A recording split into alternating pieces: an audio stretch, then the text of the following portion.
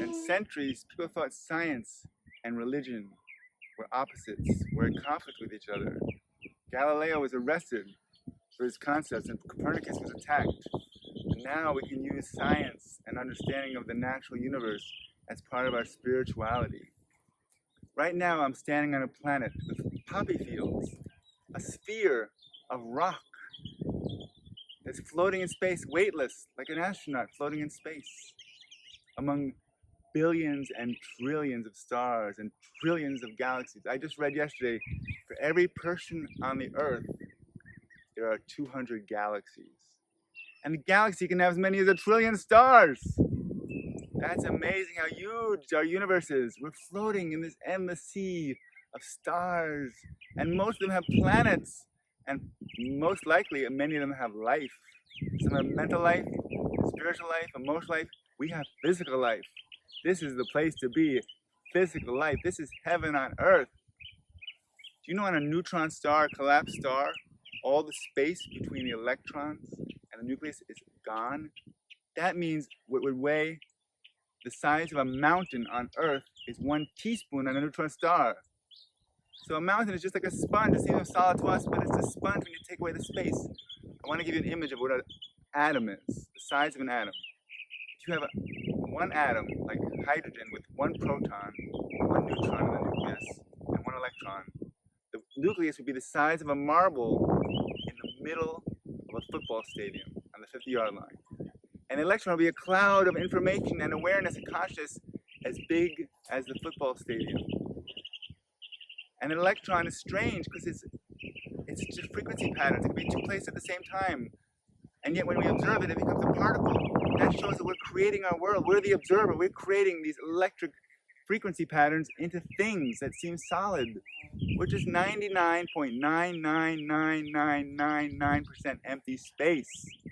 Empty space filled with information, which is our feelings and our thoughts and our concepts and our spirit.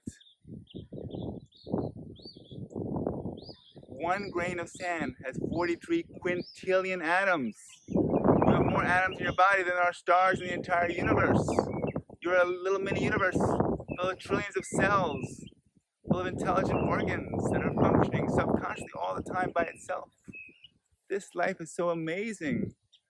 I used to think so much about the afterlife, how I want to be with the masters in heaven. And I'm realizing we are the masters in heaven right here. We don't have to think about the afterlife. This is heaven right now, and after this body's gone, we'll go to a new heaven, in other frequency vibrations, other dimensions. But right now, live your life fully in the now, in the present moment. It's glorious. And by God's grace, I found a perfect environment for my soul. And as I'm in this perfect environment with enlightened, spiritual, feeling people, and beautiful nature and animals, I'm thriving. My health issues that were numerous are just disappearing. After 2 months, most of my health problems are gone. I eat wheat every day. Before I was allergic to wheat. My intestines are flowing perfectly. My sleeping through the night without waking up is unheard of. So I've relaxed my nervous system for getting rid of stress and tension. I wake up every morning just living for that day. And I don't have to plan for my future. I know that the future will unfold one day at a time. And if I have other feelings, I'll follow them and they'll lead me unerringly. Our feelings are our guide to what we love to do.